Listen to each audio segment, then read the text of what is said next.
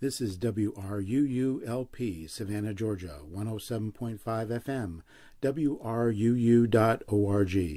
We are Savannah Soundings, community radio with global soul.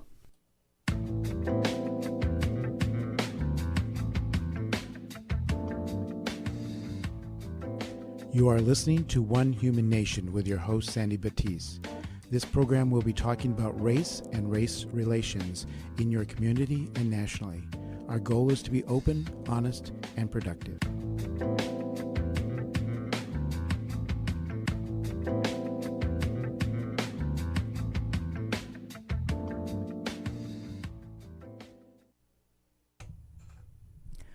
Welcome to the One Human Nation show. I'm your host, Sandy Batiste. Welcome back to another show where we talk about race and race reconciliation in this country, and it is a difficult topic to talk about, and we will have a guest calling in for today's show.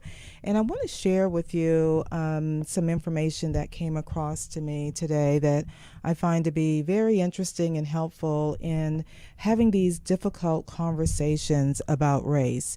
And before we get into that, I do want to state for the record, the viewpoints expressed in the following program are not necessarily those of WRUU, its license holder, or its staff. So one of the things that came across Facebook, I know some of you are not on Facebook, but we have a wonderful group on Facebook. It's a private secret group for everyone that's gone through the One Human Race workshop series. And something was posted in there from one of the participants in that series and who's an active volunteer. So I'm going to give a little shout out to Scott for posting this information. And it's from an organization, or there's a website that this is coming from. It's called, the website is called opportunityagenda.org. And what it states in this particular posting is 10 lessons for talking about race, racism, and racial justice. 10 lessons.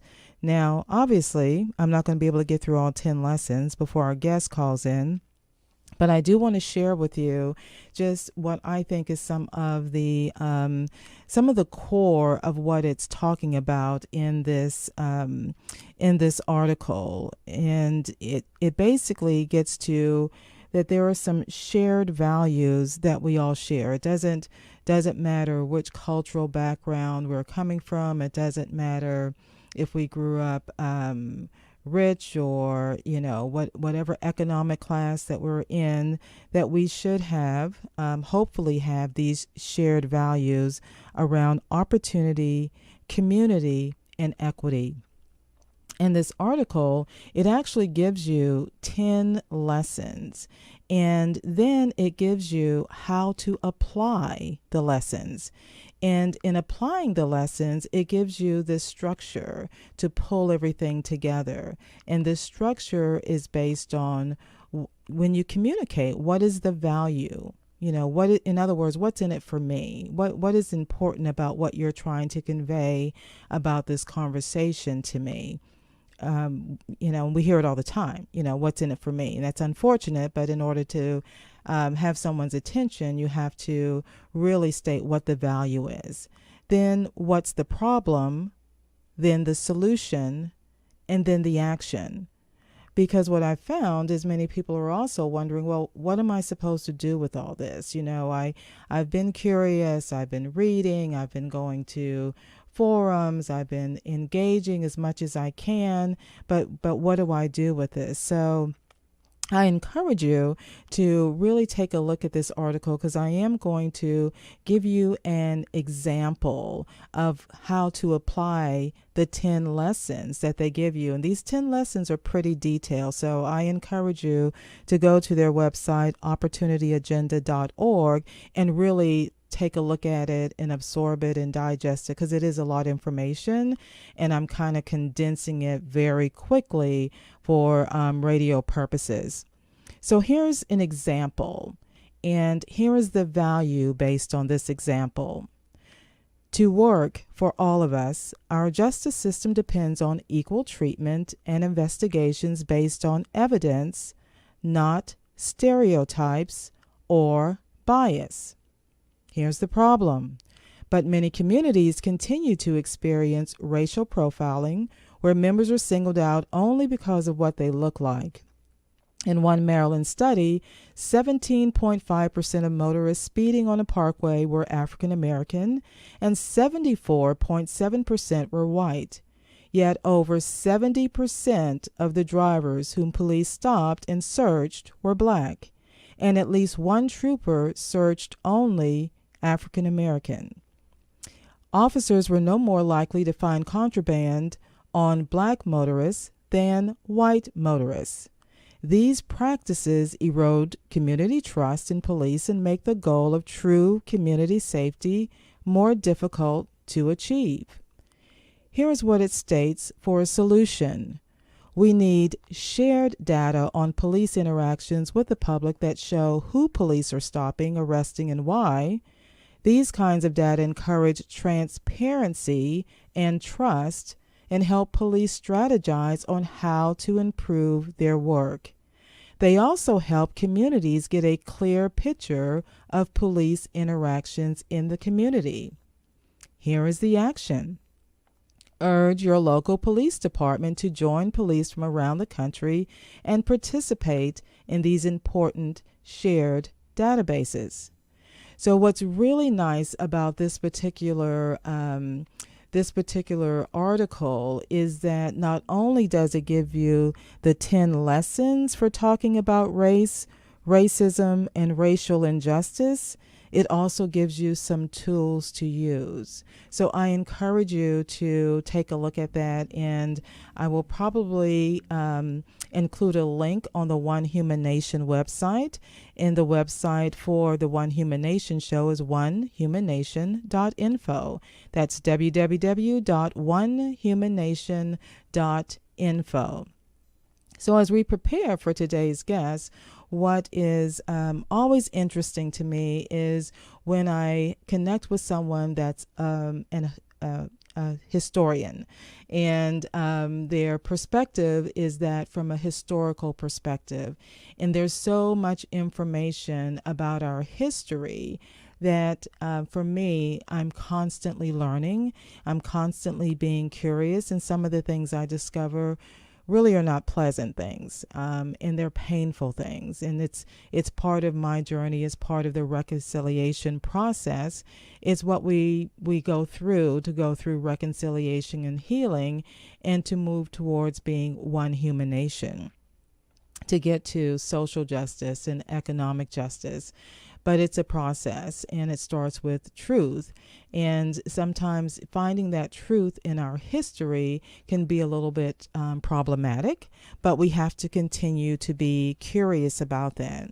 So as we prepare for today's guest and really think through where do we get our biases, and how are we shaped, and how do we get to the point where we are in our walk going through reconciliation and really looking at what's happening in this country. And some of the hot topics on the local scene, for the hot topics, it's the renaming of the Talmadge Bridge. So our guest is going to talk about that just a little bit to give us a little different insight on that also. And on kind of a national level, it's the conversations about whether athletes should take a knee and should they stand for the national anthem. And it has been going on now for weeks, maybe months, if not longer. And it's very interesting for me to just take a look at those conversations, that what's stirring up and what people are identifying with, and how it's forcing the conversation in ways that you would not even think about. I guess that's a major thing for some people to rally around. So it's gotten to be this thing that's very huge, and looking at what we need to do to get through this reconciliation journey. And I'm of the opinion, as long as it's not causing harm for someone, I'm kind of relieved to see that everything that's happening is happening now, instead of pretending that the pink elephant is not in the room, because it's there, and we have to talk about it. We have to have a dialogue about it. So again, I do encourage you to take a look at this article for the 10 lessons for talking about race, racism, and racial justice, because as I acclimate back more and more into Savannah, which I'm loving, I do want it to be where I learn about what's been going on in the conversations. Have we been having those courageous conversations? And it's such a beautiful, gorgeous, historical city. There is so much history here, and there is such a symbiotic relationship between Black people, African Americans, and white people, and it's because of our shared history. And I often say we really have to start looking at and thinking in terms of that we're one human species. We don't have different species within the human being species, and I hate to use the word race. We have different cultures within our human being species, but we are one species. And until we really can get our head around that and be curious about the different cultures and how it's impacting people differently, it really does become more of a problem, because it keeps popping up. And we kind of want to be in this place that, can't we just let it go, and can't we get along, and can't we just forget about it?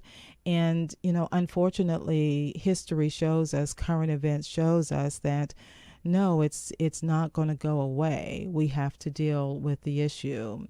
So as we get ready for the guests to call in, I encourage you to constantly be taking a look at your internal walk. I have the cultural iceberg in front of me, and I look at that to really look at where are we, and particularly myself, and looking at deep culture. Where are the tension points for me based on my biases? And what makes it difficult is if it's an unconscious bias. So again, we encourage you to really take the implicit association test that's posted on the One Human Nation website. If you haven't done that, I encourage you to do that. You don't have to share the information with anyone, but it's a good barometer to start thinking through, okay, how does this really look to me? And really look at yourself in the mirror and be honest and open. And hopefully it's safe for you to do that, because again, you don't have to share this information with anyone. And when you go to the link to do the implicit association test, you can actually take it without providing any information. They'll ask you for some things, but you don't have to provide that information. You can just take the test. If you're concerned about, well, I don't want anyone, and they'll ask you different questions. You don't even have to answer those questions, whether you're male or female or age or any of that stuff. You can just take the implicit association test, and for your own personal growth. So we're going to get ready for our caller calling in, and I'm going to take a break and go to some interlude music by Mr. Joe Morales.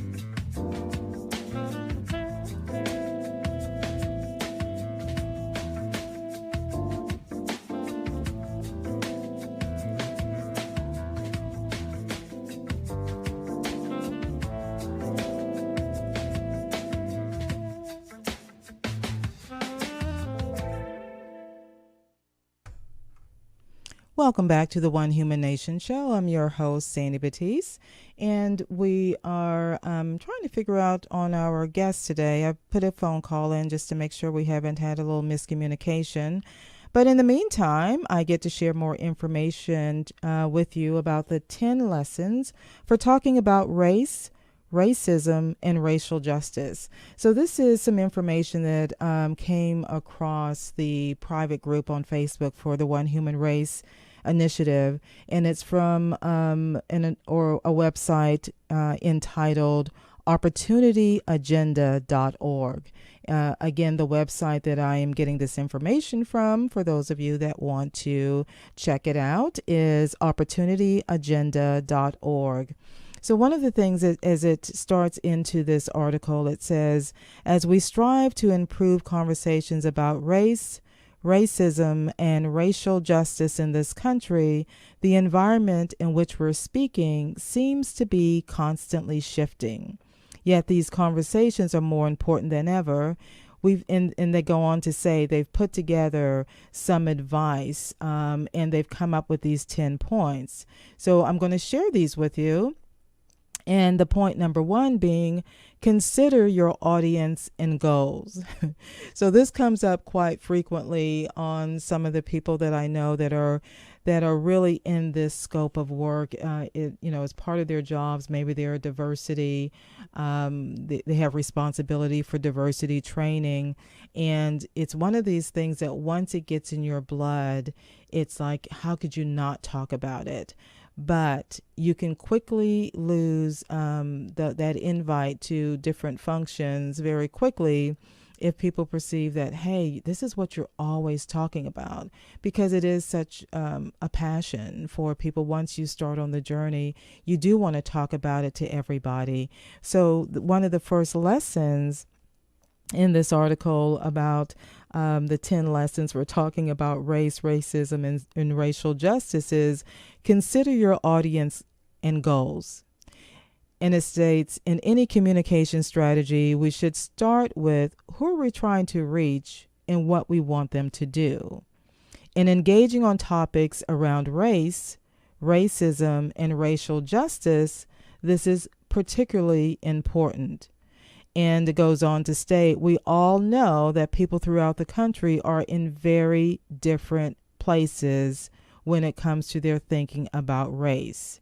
And if you're one of those people like I am that's on Facebook, you see so much different perspectives and, opinions about everything that's hitting the trending topics. And it goes on to state, in strategizing about audience, the goal should be to both energize the base and persuade the undecided. The goal should be to both energize the base and persuade the undecided.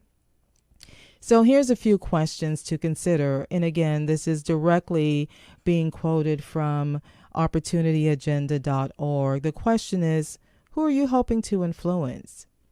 Narrowing down your target audience help to refine your strategy. What do you want them to do? Determine the appropriate action for your audience and strategy. And so sometimes you may have to be direct. You have access, and this is in the case of those that are working in the field of diversity training. Maybe you have access to the people that are the decision makers. Other times you may have access to people that can influence the decision makers. So when you look around your own organizations and where you work and things that you're involved in, if this is important to you, if having the conversations about race and race reconciliation, how do you go about getting that to be part of the culture with the organization that you're involved with? And here's another question. What do you know about their current thinking? And this is where it gets to be a challenge, because we've got public opinion research, we've got social media scans, and their own words. It's what they're actually saying. And then the question becomes, what do you want to change about that? Consider the change in thinking that, what needs to happen to cause action. Because I think the frustration for me is that, okay, there's just, when I look at the problem and I look at the scope of the problem, it seems huge. It is part of our education system. It's part of our law enforcement system.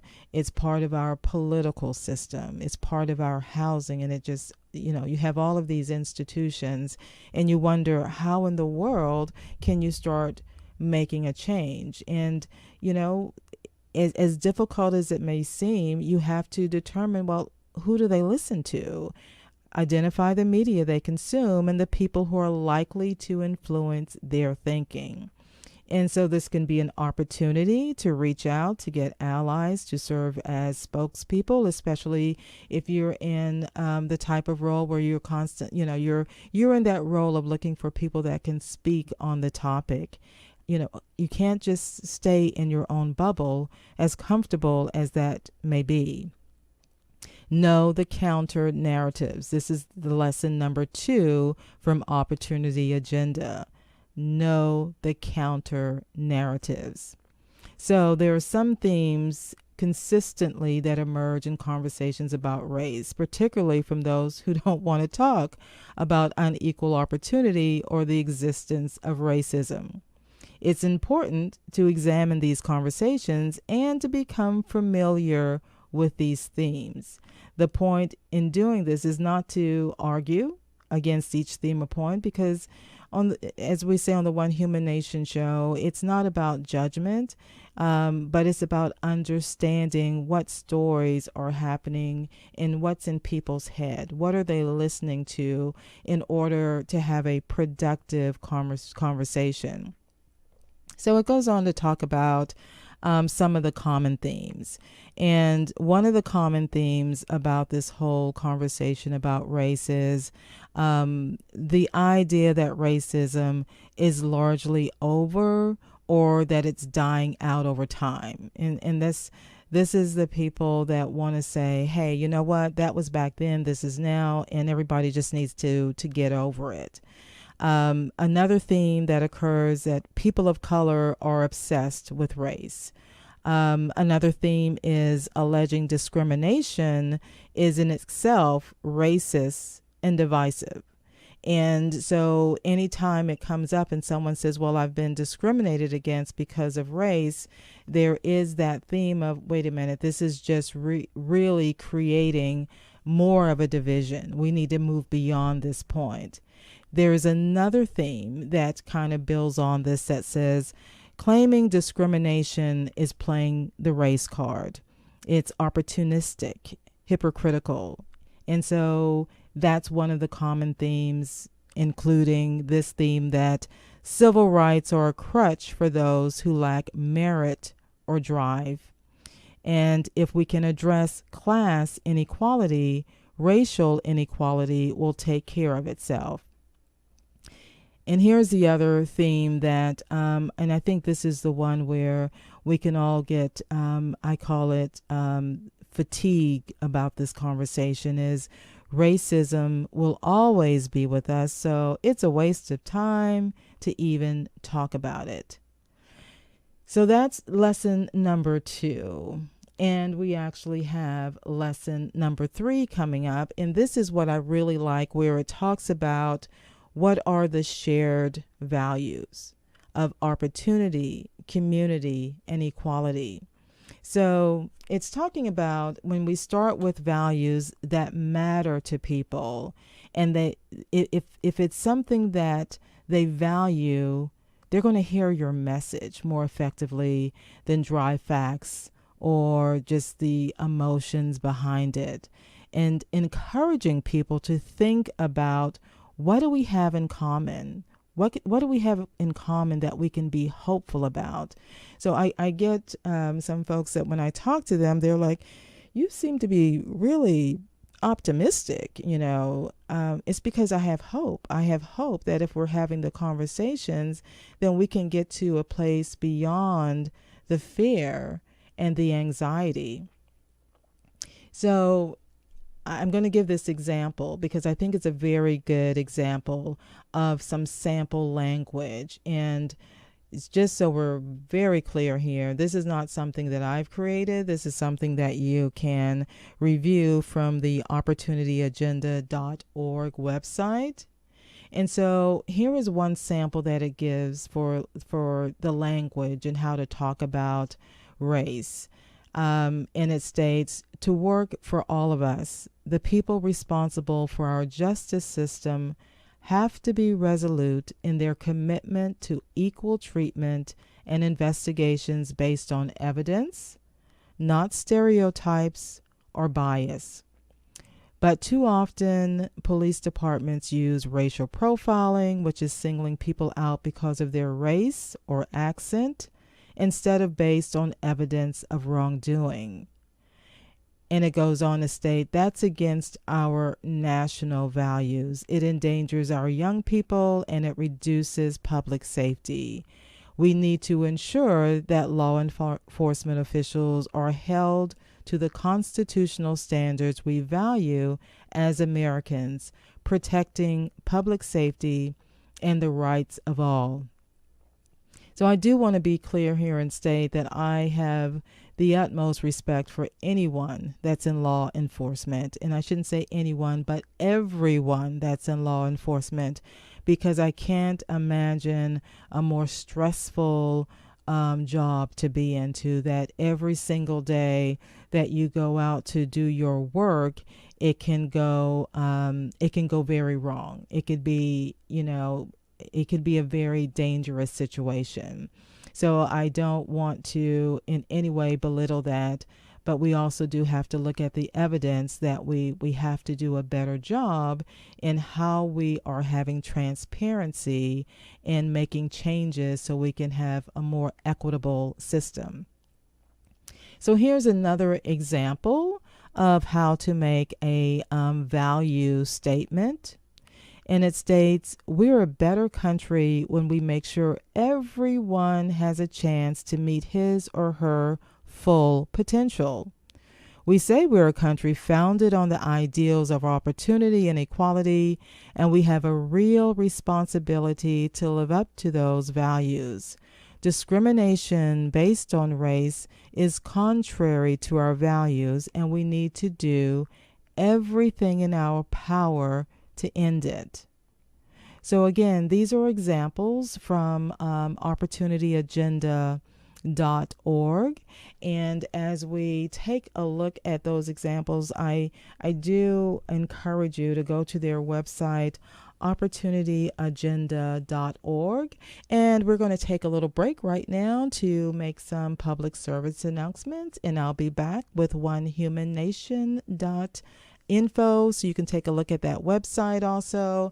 And I'll be back after a short break. Savannah Children's Book Festival is Saturday, November 18th from 10 a.m. to 4 p.m. in Forsyth Park. The free event features authors Kwame Alexander, Carmen Agradidi, and others. For additional information, 912-652-3600 or www.liveoakpl.org. Sister Sound Showcase is a fundraiser for WRUU featuring CeCe Witt, Sarah Poole, Stace, and Josephine Johnson in a wonderful night of music at the House of Strut at 17 West 41st Street here in Savannah, Georgia. Hear all of this great music for only a $10 donation. Don't miss this evening of music and merriment on Friday, October 20th, 2017 from 8 to 11 p.m.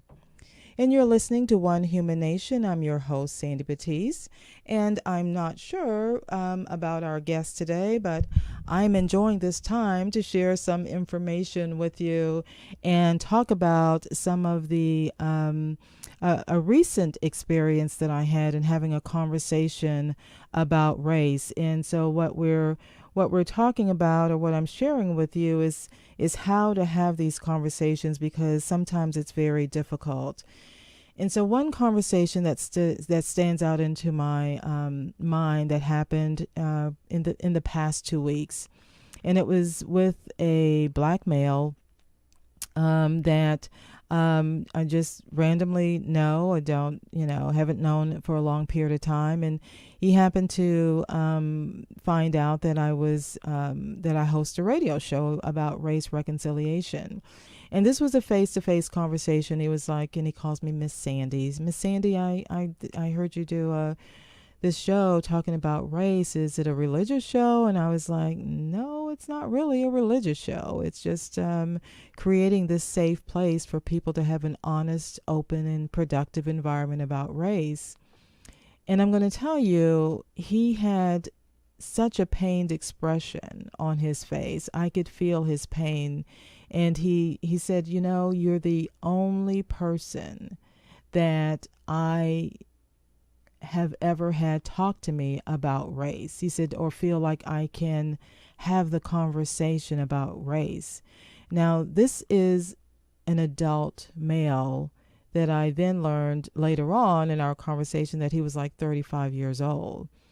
And that's a sad state to say that you're 35 years old and you haven't been able to have this conversation.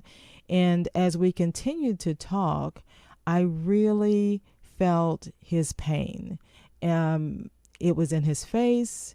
It was in his posture. I mean, he literally leaned on a table to kind of just get himself centered because it was such a painful topic to him.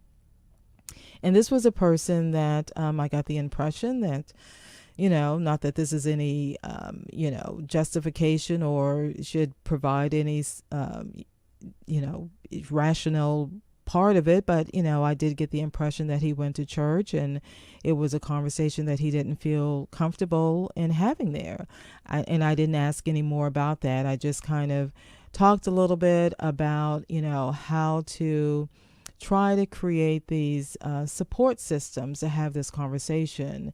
And I could tell that, it probably wasn't it probably wasn't something that he could get his head around. So I'm still kind of working through in Savannah, what to do to really create an environment where we can have these courageous conversations, because I am curious for that to happen in Savannah, because when I run across someone that is obviously in pain, someone that is an adult male that's in pain, and I'm thinking, why is this happening? Why can't we have these conversations, and why can't we move further along? And I know the answer because I do the show. And the answer is we have to get through reconciliation.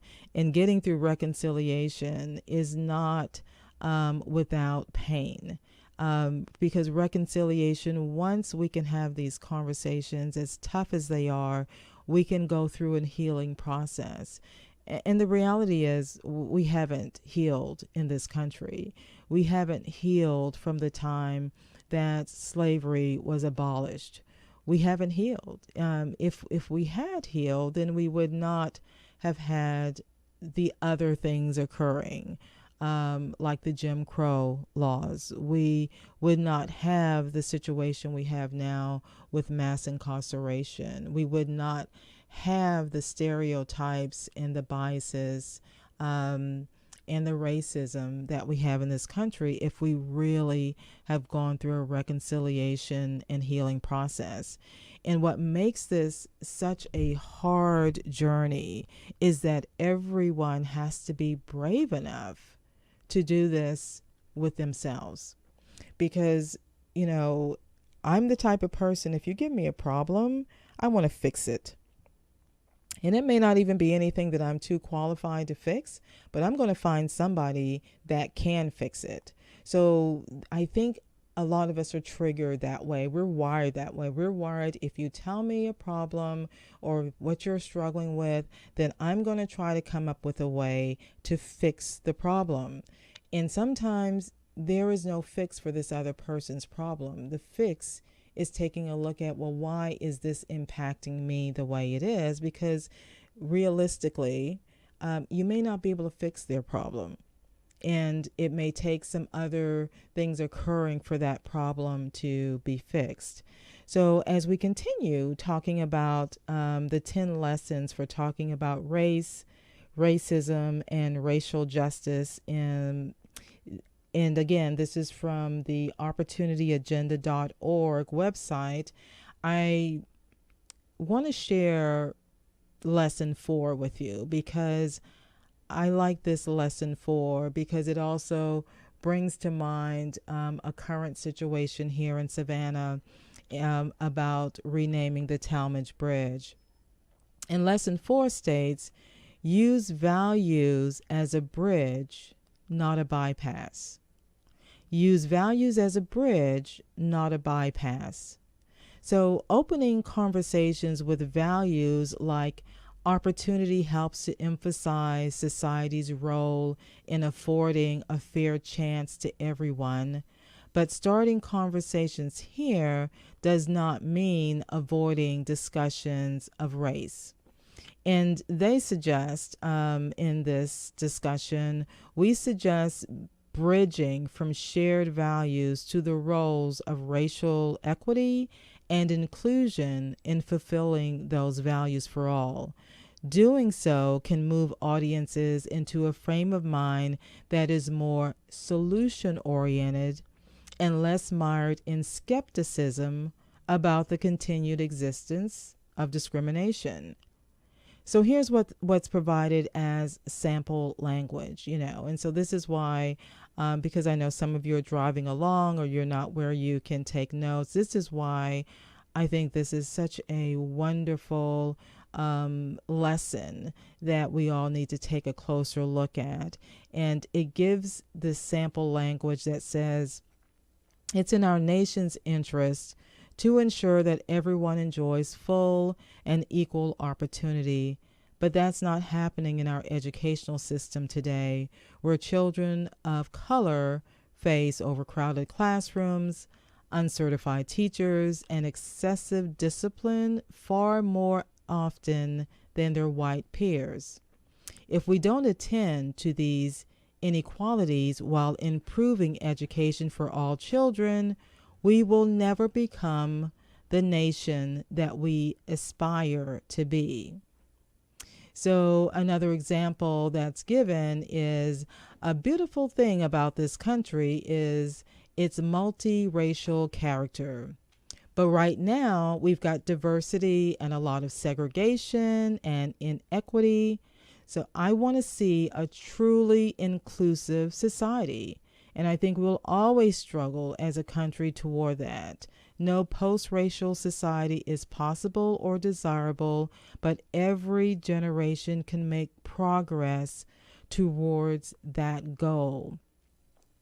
And that is a direct quote coming from this example that's given from Ren-Q Sen of Race Forward to NBC News. So this particular article that I'm quoting from opportunityagenda.org, really is going to give you some good data. It's going to give you some good information, words to say, and starting from shared values, I think is it's huge. It is such a more inclusive way of starting the conversation, because if you start the conversation with someone when they say something, and if you start it with, well, that's a very racist thing for you to say, I guarantee you it's probably not going to go well from that point.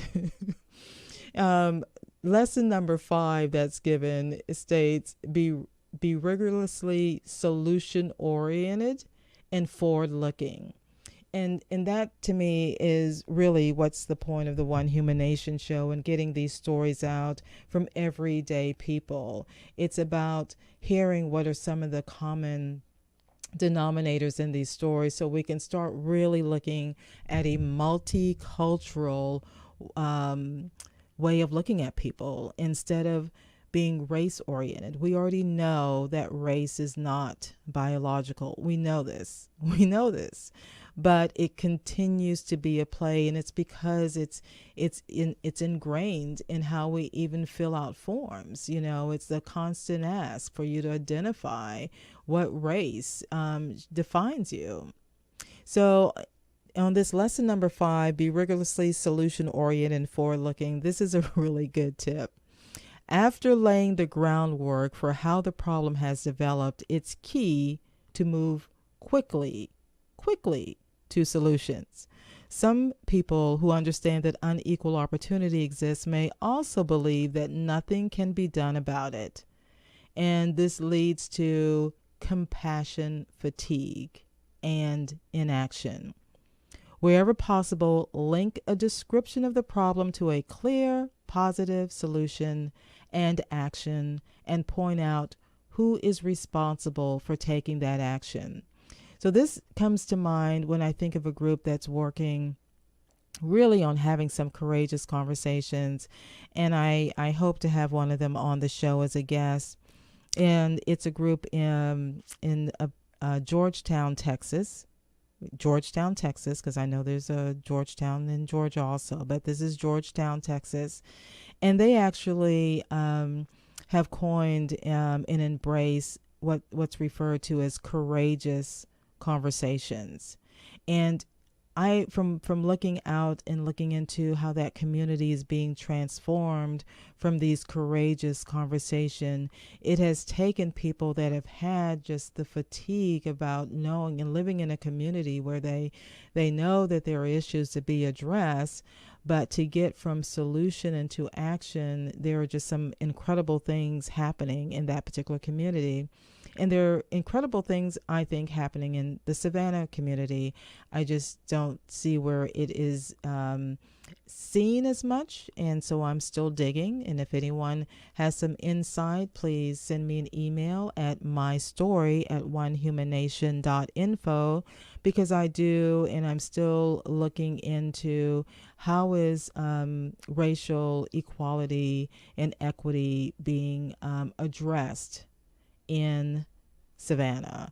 And I do look at the city council meetings. I talk to different people, but it's a matter of looking at how is this happening in your community.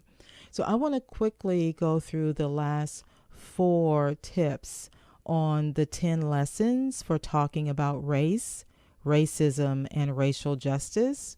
So number 6, it's it states, talk about the systemic obstacles to equal opportunity and equal justice.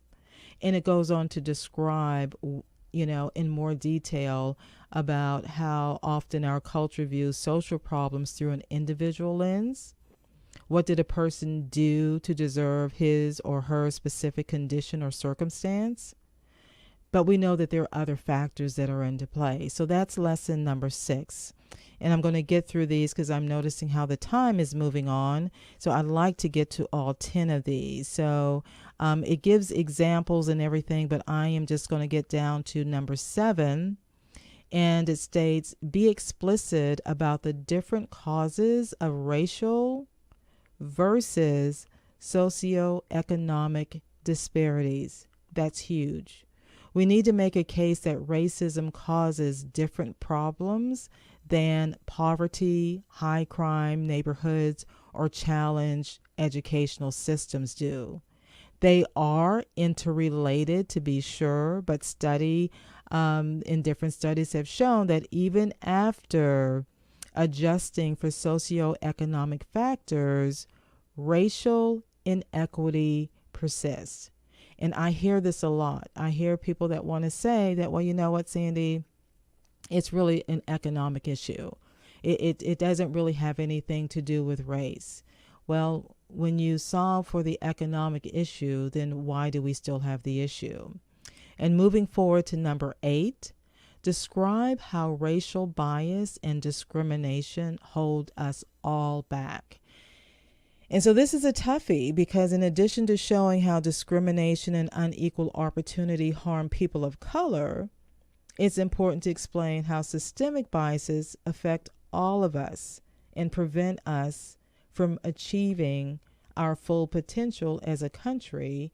And as I state on the show, it prevents us from becoming one human nation.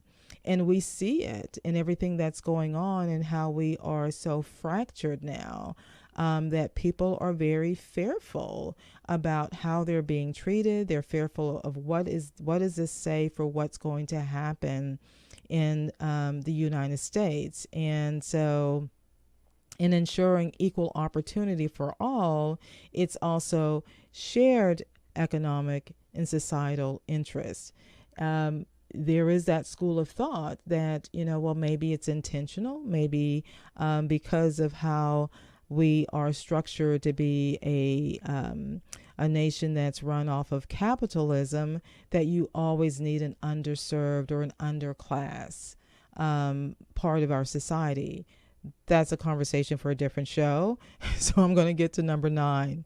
Acknowledge the progress we've made. This is huge because I do believe in this country. This is a wonderful country, and we have made tremendous progress. And there is more work to do, but I believe that part of that progress is what we do internally. Part of that progress is really starting to deconstruct what we think on the inside, our personal biases. And, sometimes when I talk to people and we prep to get ready for the show, I'll ask the question, well, when was the first time you became aware of race? When was the first time that you were exposed in a way that you felt like either you were the other or something was said about a different group and you were trying to process that information? And it's amazing for how many people this is difficult for them to remember. Now, I will tell you, when I ask most people of color, they immediately have an answer. There's a difference. They immediately have a context of, oh, well, I can remember I was 4 years old, or I was in first grade, or I was in third grade, or I was at the store with it's amazing that they have a point of reference. I remember, let me get to number 10 because I can see number 9 was acknowledge the progress we've made. And number 10, and give me a minute to scroll through because this is a long article. Number 10 is embrace and communicate our racial and ethnic diversity. I much rather think of this as our multicultural diversity. In it states, avoid black, white, or other binary descriptions of racial equity, recognizing that different people and communities encounter different types of stereotypes and discrimination based on diverse and intersectional identities. This may mean, for example, explaining the sovereign status of tribal nations, the unique challenges posed by treaty violations, and then the specific solutions that are needed. So I encourage you, as I wind up today's show, to really take a look at the 10 lessons for talking about race, racism, and racial justice. And a shout out to Scott for posting this in the One Human Race group on Facebook, because it gave me a lot of information to share with you on today's show. And continue on your journey. There is no lack of information out there as far as things that are continuing to divide this country. And maybe it's about forming a small group, whether it's inviting people to your house, whether it's meeting at a community center, do something to have these courageous conversations about race and racism in this country so we can move towards being one human nation. So here are some other things that I do want to point out to you that I've kind of been tweaking the onehumannation.info website. And when you go to that website now, you can listen to the recorded shows also in an MP3 format. So I had been posting the shows only in like a YouTube format, and I know that gets to be kind of twitchy. I know that's not probably the technical term for it, but that's how I'm, the video gets hung up and it gets very irritating because you can't listen to it without having to try to get it going again. So there are MP3 versions that are posted now at onehumannation.info. Here is the problem, because I'm working through trying to avoid also including a podcast. Only the most recent 14 shows can you access in the podcast format. In an MP3 format. And that's because of some of the limitations through the radio station right now. It only posts the most recent 14 shows. So every time I upload a new show, then it bumps off the last one, or the oldest one.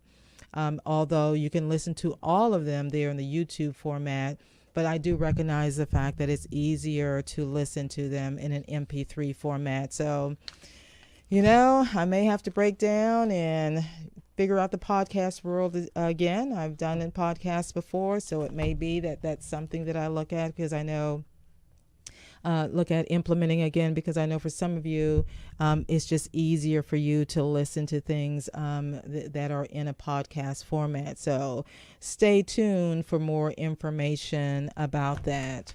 So as we get ready for the top of the hour, next up is going to be Sound Limit with Troy Stoner. Thanks for listening to the One Human Nation Show.